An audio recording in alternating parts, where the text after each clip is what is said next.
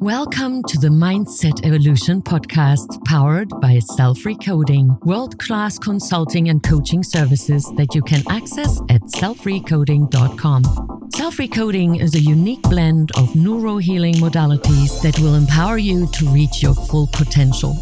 Join thousands of others who have experienced rapid results in their journey of personal growth. Now enjoy our show where we bring you tools for a powerful mind with your hosts, Kathi and Daisy. And hello, everybody, and welcome back to another episode of Bald and Blonde Mindset Evolution, the podcast that gives you tools for a powerful mind. I'm Kathi Tate, your host from Down Under. With me, as always, your host from America, Daisy Pap. Hi, Daisy. Hello, my dear friend. How is it in Tomorrowland? It is hot.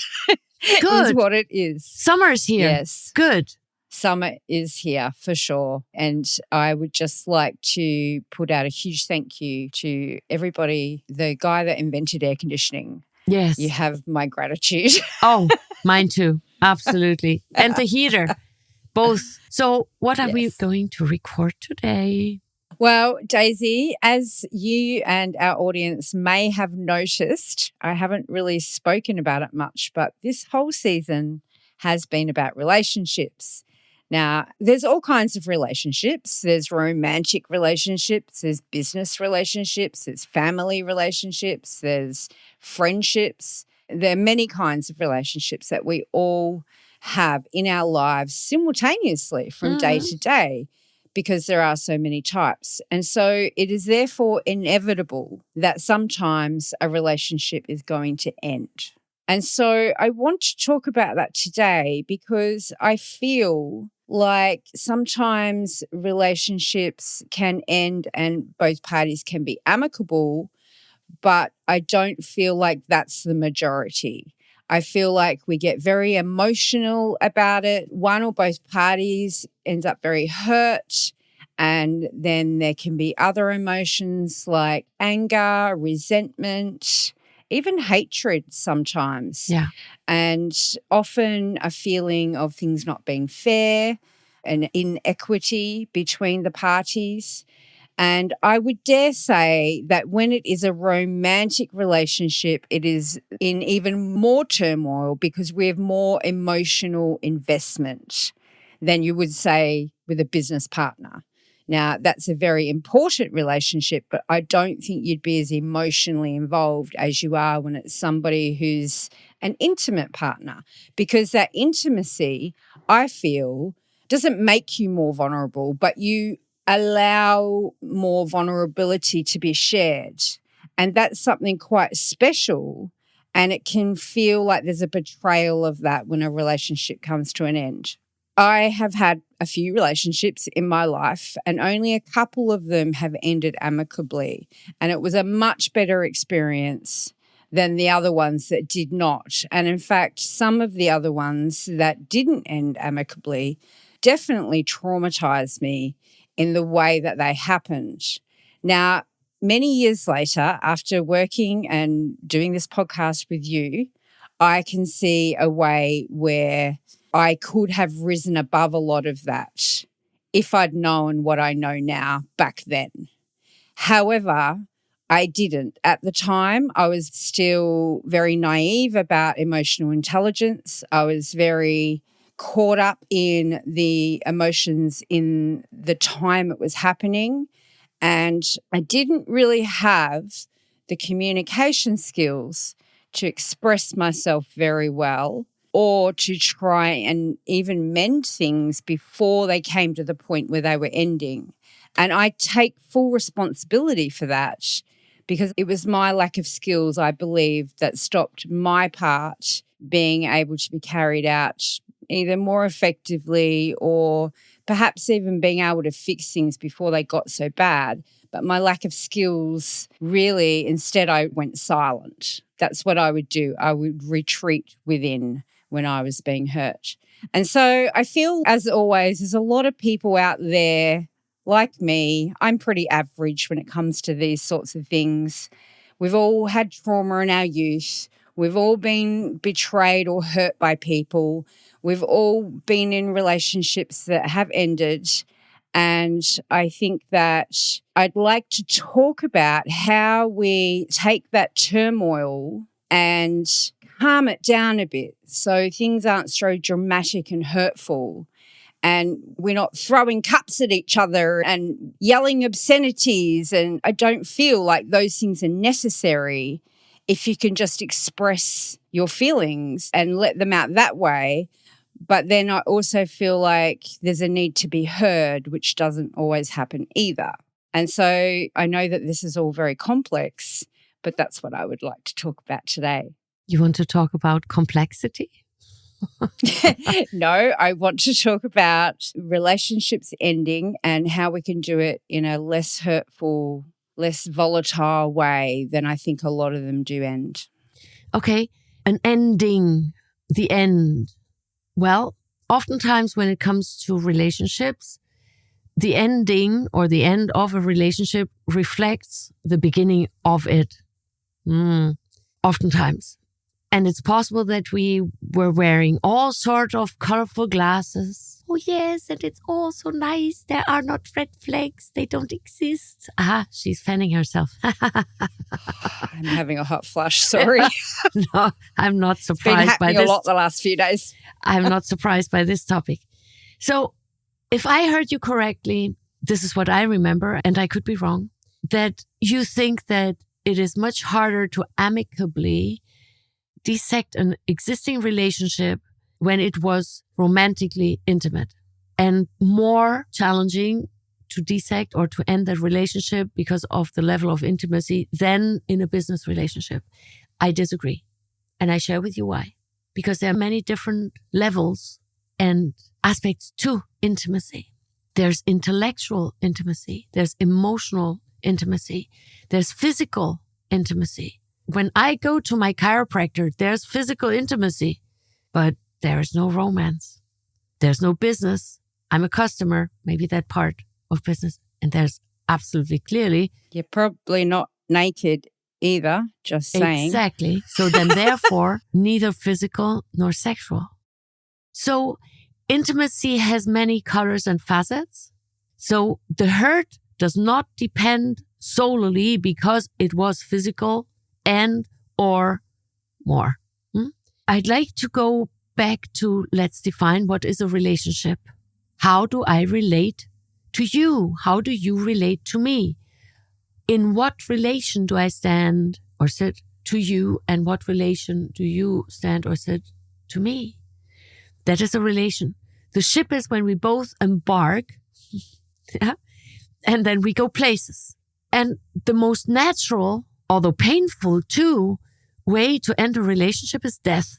I can be dead tomorrow. I can be dead in a second, in 2 seconds, in a year, in 200 years. You don't know and I don't know, luckily. But that ended the relationship.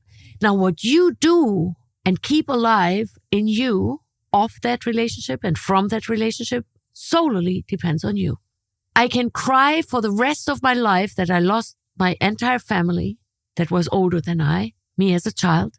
I can cry for the rest of my life the most bitter tears. And I do believe the majority of heartfelt humans will have compassion with me and understand and nod. Yes, I understand that. I agree.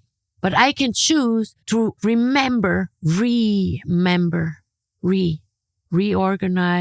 rethink, remember, becoming a member again of that connection and honor it the way how honorable I consider that relationship.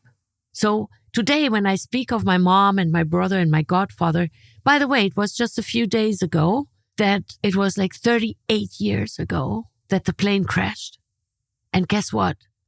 Do you really think that I remember the plane wreck that I saw in the hangar? Now that I'm speaking about it, I can repicture it. It's irrelevant to me. Do you really think that I focus on the luggage that I saw that they tried to salvage out of the wreck? No.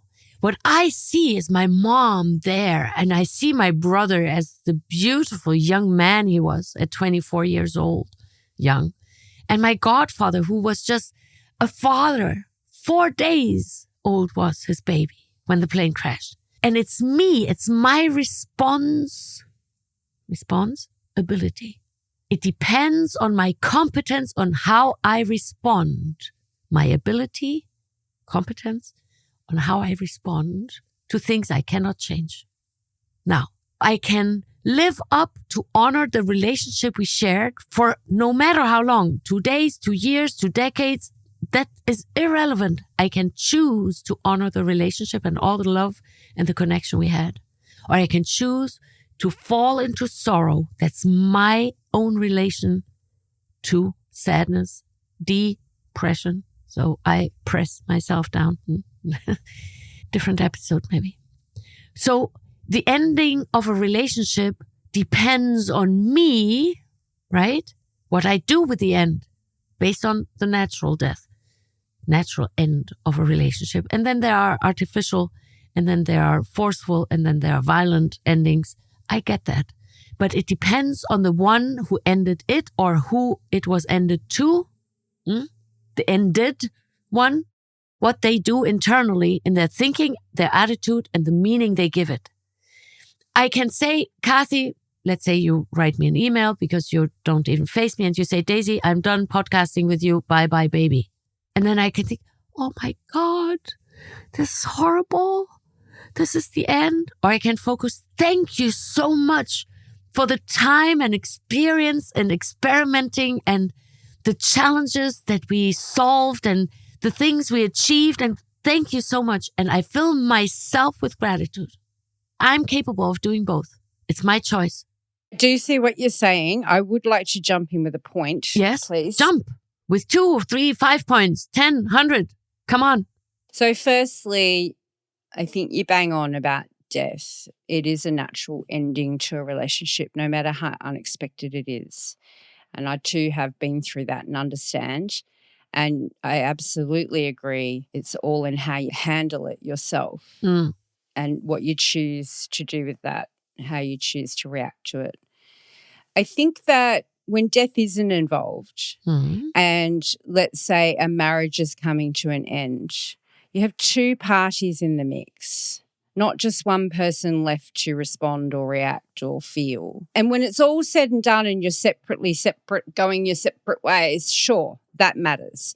But what I want to talk about here is the ending. Present tense, how we get through that acrimony of trying to undo something that's been a relationship for some time. And I do think it's harder when it's longer.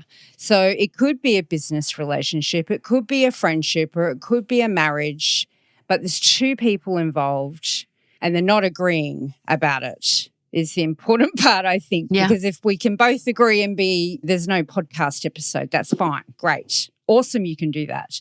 This is for the people that don't know how to do that or are faced with an ex-partner who just won't let it be easy. They've got to make it harder because that's their journey, whether they're Mr. or Mrs. Impossible or whether they're the drama queen or whoever that person is being. At the end, that for me is the hard part to deal with, to try and be rational and level-headed and loving and understanding and all these things because they're my standards. But I'm faced with this fireball that really wants to make it hard and uncomfortable and hurtful, and that's what I want to help people deal with. Could we talk about that, please? Well, if you want to make it hard on me, if you want to make it impossible and painful for me that you and I end our podcast journey together, you're capable of doing that. What meaning I give it depends on me. Again, I'm not going to give you the pleasure and neither the power, PP, pleasure and power, to take over me. When you want to end it or you start behaving in unacceptable ways, dear listeners, this is not the case. We will stick around for the next 50 years, 100 years. That's my planning. Then life will be right at the end of the day. You can try to make it impossible for me. Then I can stick to one fact that I cannot control what I cannot control and accept that fact. You will do what's in you. You will do what's in your toothpaste. You have a toothpaste. When you squeeze it, what comes out is what's in there. And when you're squeezed by ending our relation and you feel squeezed, what will come out of it? What's in you, not what's in me. What comes out of you is what's in you already. So I would not touch it. When you want to end our podcast relation on an ugly term, go right ahead. I stick to my standards and my values, and I allow you to experience and experiment with your venture. I'm not going to participate. I'm not going to enable you. And I'm not going to agree with any of your actions. But I stay on this side. The moment I enter your play game, I lost. Why? I lost myself. So when there's, let's say, Mr. Impossible is behaving in unacceptable ways to Mrs. Possible or Impossible, that's between them, her standards and her values and her wish and her ideas and how she relates to relationships. Now he can do whatever he does. That's his stuff. He's responsible for his behavior, for his actions, and the consequences included.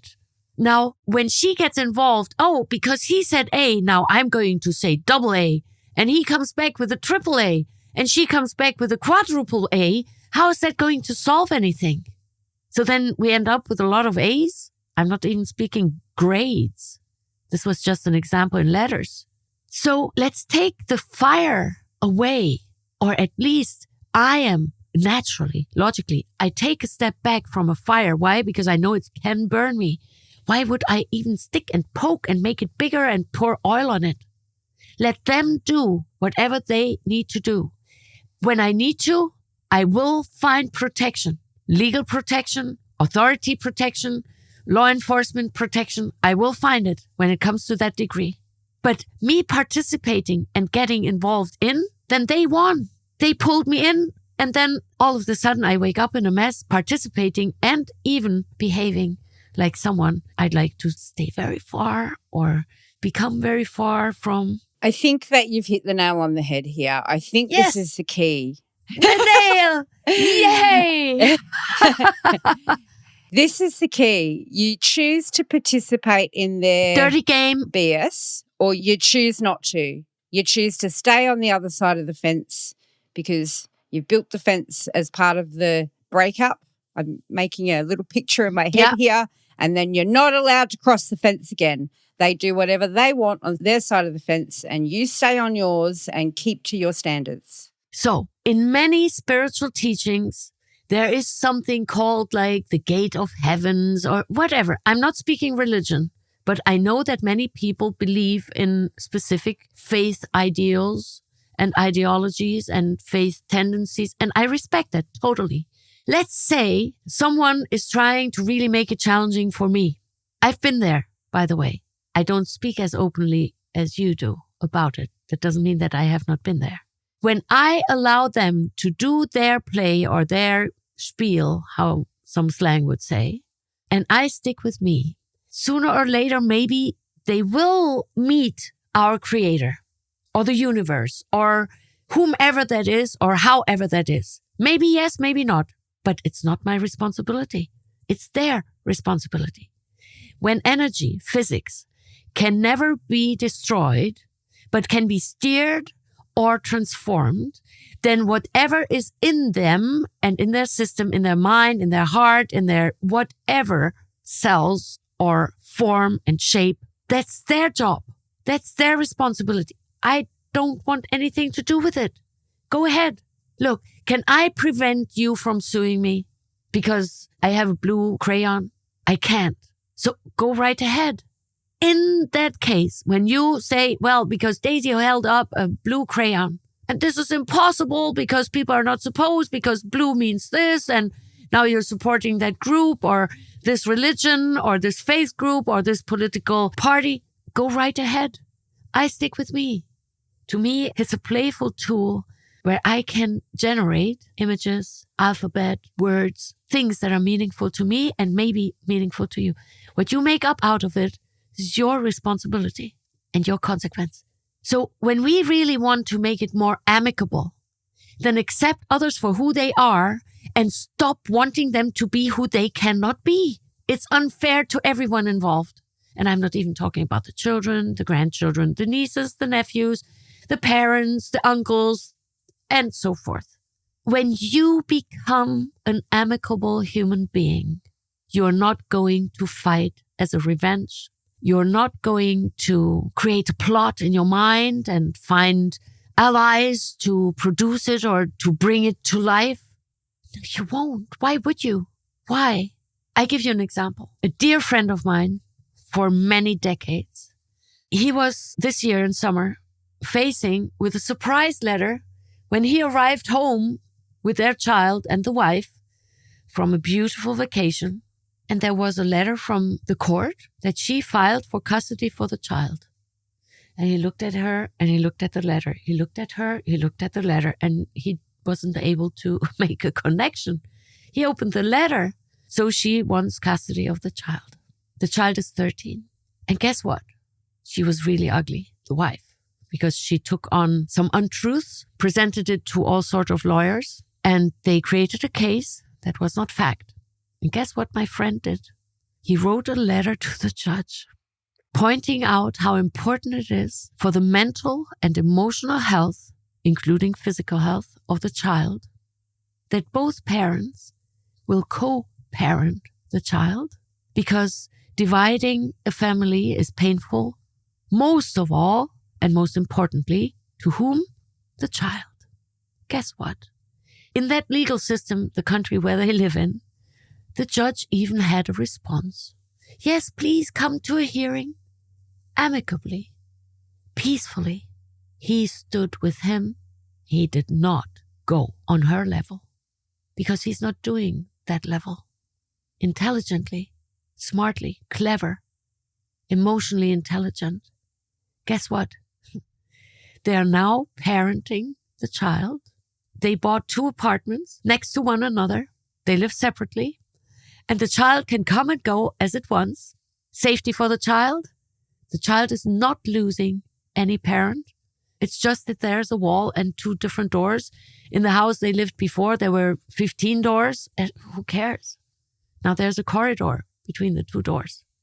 It's a big deal. What is it that you really want? Do you want to bring peace and love into this world? Then behave accordingly. Or do you want to feed the unpeace and the turmoil and the fight and the resentment? It's your responsibility. Yours only responsibility. I can give you an example of a breakup that I'm very closely aware of. He just left because there was an argument that he didn't want to face or stand his man. He left and she accepted his leaving. It took him a while, and then he started reaching out when he slowly realized that, well, okay, so I left and actually I was a coward. But she respected him leaving. She accepted it. Okay, he's gone. 4.5 years later, after many approaches of him trying to manipulate, bull manure himself in with the story, speaking about questions he might have, although he knew the answer already, she was sensitive enough and sensed that she didn't respond. Then one day, he wrote a beautiful letter that really was written from his heart. And she responded because she wanted to stick to her standard that she's only going to communicate from heart to heart, not from intelligently twisted and manipulated writings and wordsmithing. And guess what? Now they can talk amicably. There could have been so much drama. She didn't participate. Yeah. Hats off to that lady, I have to say. I aspire to be that person that can not get sucked into other people's crap. $1. Said like a true Aussie, right? $1. $1, because I'm charging $1 for every questionable word that might belong into the category of potty mouth. Potty mouth. I'm collecting. Is that an American dollar or an Australian dollar? I take US dollars only. In this case, when it comes to potty mouth. I protest. That's nearly $2 for me. Well, okay, I may make an exception for today, but as of now, in the future it will be US dollars, and then that's good. Okay, I take $1 Australian. But the question is, what really happened here by the last example? He now gained insight inside of himself.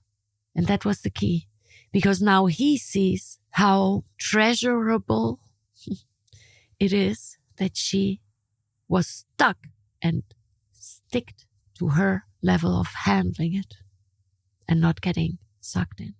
Took him almost 5 years. But later than never, it's better. Yeah, it reminds me of something I'd almost forgotten about many years ago. I dated a guy who I was quite liked.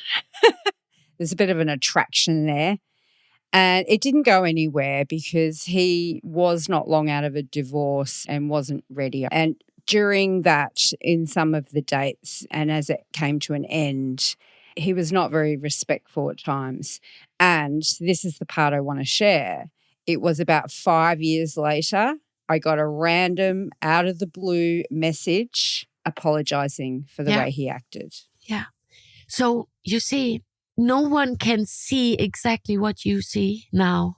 Does it really matter that they see it now, or does it matter that they see it eventually? Everyone learns through life.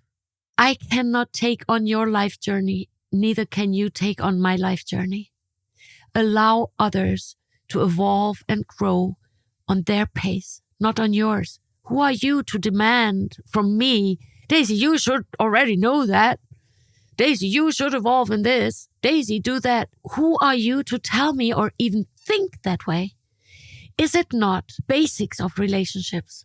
And we would have not even endings or the question of how can we gain an amicable or generate an amicable ending when we started accepting people for who they are right here, right now. I give an example to our listeners and to you too, dear Kathi. Kathi, I'm going to visit you once you're going to do XYZ quadrupled, and you come visit me and do a handstand, and then you're going to mow my lawn, and you're going to ride my horse, and then you're going to swim with my dolphins, although you're allergic to salt water. I'm just making this up. So when I make it part of a transaction, meaning I make a deal with you, I will love you, Kathi, when you do all that for me. How inspired are you? Oh, I see. You're putting conditions on it. Right. Yeah. So allow other people to grow their way, their pace, and learn what's their lesson. Who are you to know what my life lesson is? Excuse me? Duh. How dare you telling me what my life lesson is? You don't. I'm just saying. Yeah. How dare anyone? See it for yourself. Sense it. It's insight. And insight comes from inside. And let's say any of our listeners is trying to make it hard on the other. Yeah, but they did that to me, and I'm going to show them. What are you feeding? What are you feeding? You will sooner or later, maybe much later, in existence, not in life, but in existence, you maybe resent that. But then you won't be able to go back. Let's bring peace into this world. Accept others for who they are and what they are right here, right now. Stop trying to change them, shift them, push them, motivate them, because that's manipulation. Stop it. And focus on yourself and how you handle things. You will be so busy that you have no time to judge others anymore. Imagine every one of us would do that. And Kathi, instead of me pointing out that you just did this or you just did that, nodded your head this way or that way, first of all, why would I judge it? Because you may have your reason. Maybe you have tension in your neck. And okay, maybe you laughed because something came to your mind. Fine. When I really want to be the best I can be, most of the time, I will be so active and so passionate and so busy, self-disciplining and self-regulating myself that, you know what, I'm busy with myself. Kathi, can you just self-regulate your part and you bring 100% and I bring 100%? Now, then we're talking. Even when it comes to an ending. Because at the end of the day, how you end a relationship tells much more about you than when you started it. Chapeau. What's that? I pull my hat. French chapeau. What does that mean? Well, if I had a hat on my head then I would bow in front of you. Oh, tip it. Okay, I like this. This is good. This is some great information, and I'm going to summarize just to check that I've got it right. So first of all, we've got to accept the lack of control. Duh. Sometimes we will have no control and we just need to accept that. We also need to choose to not participate because it's up to us as to whether we get embroiled in the drama or we stand back and we take care of our own stuff. Freedom of choice and responsibility of choice. Yes, got to think about what we really want and focus on ourselves and realize that each one of us is responsible for our own part. And my favorite thing, let go of the need to be right. Life-changing, that one sentence. Life-changing.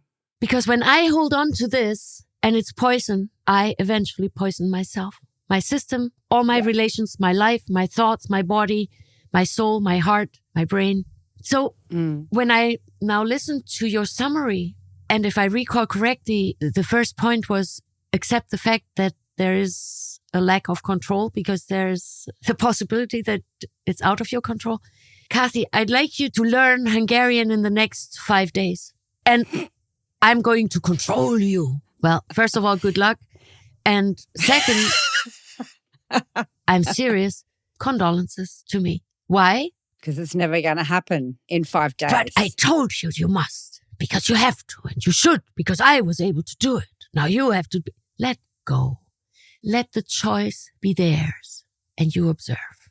Maybe I can inspire you, spiring you in, not spiral, spiring you in so that you can be in spirit. And it's so fun and so delicious and so joyful to learn for the next 5 days Hungarian words that are tongue breakers for Australians, let's say. So it depends on my delivery. It's not about my control, because when it's about control, I'm going to break what? Our relation. How I relate to you and how you relate to me. Yeah, I certainly think that's true when there's an imbalance of power. Well, there is no imbalance of power unless you imbalance the power because you give yours away. Only then there is an imbalance of power.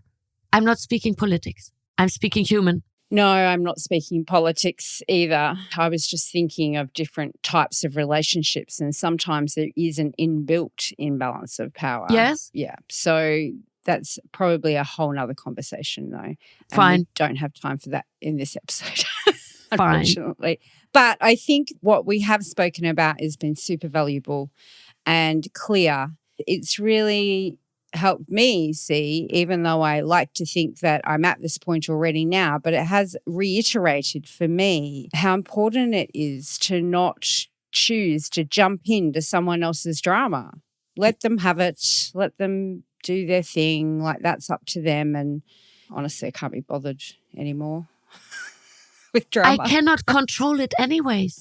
If you want to create a scene right here now on the spot, can I control it? No. So why would I try? I observe you, and I know of people, they say, you're embarrassing me now. How did I do that? Me being here, you're responsible for your actions and behavior. You embarrass yourself in case there is the measurement of embarrassment. So why would I get involved? Or even feel what you should be feeling, or how I would be feeling if I were you. I'm not you. I'm me. Ay. Let there be peace within you. Yeah. And then go into the world. I like it when you said be the peace, because I think that's really true. We need to be what we want to receive. Be it first. Yeah. Oh, well, that's it, I think. That's it for this episode. One more episode before the end of the season. Are we there yet? We have got something super exciting up our sleeves for you guys. We'll tell you about next week. Make sure you join us then. That's it for us today. We'll talk to you real soon. We are Bold and Blonde. Mindset Evolution. Talk to you next time. Thank you for listening in to the Bold and Blonde Mindset Evolution podcast. Please share our show with your family and friends. Together, we make this world a better place for you, for us, for future generations. When you need consulting or coaching, visit selfrecoding.com. Also, please remember to rate us 5 stars and leave a review and support us at boldandblonde.live. Talk to you soon.